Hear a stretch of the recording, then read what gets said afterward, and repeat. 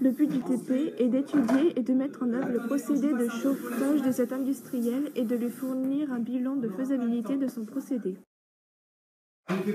Tout d'abord, il faut mesurer 50 ml d'acide chlorhydrique. Ensuite, on le verse dans le bécher de 250 ml, puis l'on pèse 2 g de soude. Mettre le bécher dans le calorimètre, puis prendre la température. On ne met jamais de l'eau dans de l'acide, sinon il y a des risques de projection. J'explique. Si dans de l'eau, on met de l'acide et l'acide se propage dans l'eau.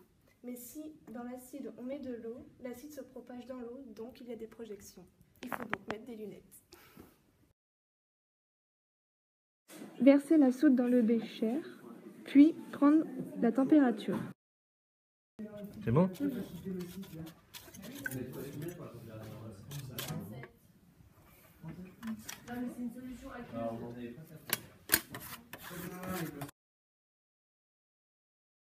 Recommencer l'expérience, mais avec 4 g de soude.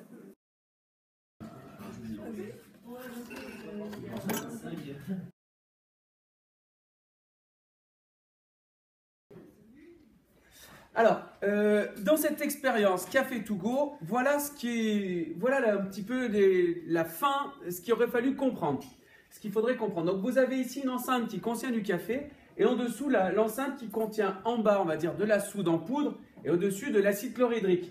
Et là, il y a une petite paroi en plastique. Quand vous la faites céder, les deux produits se mélangent et ça fait une réaction exothermique qui produit de la chaleur. Alors, la réaction...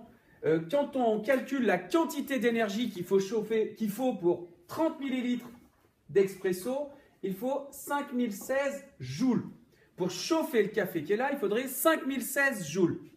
La réaction telle que l'avait faite, avec 4 g de soude et 50 ml d'acide, produit aux alentours de 5 à 6000, on va dire environ 6000 joules d'énergie. Donc, on pourrait penser que l'énergie qui est produite par la réaction ici est suffisante pour chauffer le café dans les conditions où on aurait voulu. Sauf qu'en réalité, il faut tenir compte de quelque chose. Alors, c'est intéressant d'avoir un peu plus d'énergie ici par rapport à l'énergie nécessaire. Pourquoi? Eh bien, toute l'énergie qui est produite par la réaction n'est pas cédée au café. En réalité, il y a une petite partie de l'énergie qui est perdue par les parois parce que toute la chaleur qui est là ne va pas en direction du café. Et donc, pour compenser cette petite perte énergétique, il est intéressant d'avoir ici un peu plus que les 5000 joules qu'il faudrait. Pourquoi? C'est parce que l'énergie de la réaction sert à chauffer le café, mais il y a une petite partie qui est perdue à l'extérieur, etc. lors des échanges. Pourquoi est-ce qu'il était super important d'avoir cette réaction dans les conditions stoichiométriques? Si je suis parfaitement dans les conditions stoichiométriques, le mélange de soude et d'acide chlorhydrique produira de l'eau salée ici. Ce qui fait que le gobelet et l'emballage au final ne contient pas un produit corrosif, pas un produit toxique. J'aurai simplement de l'eau salée. Voilà.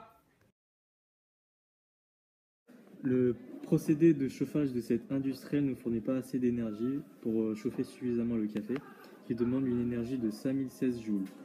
En effet, l'énergie libérée par la réaction de 2 g de soude dans 50 ml d'acide chlorhydrique n'est que de 4096 joules.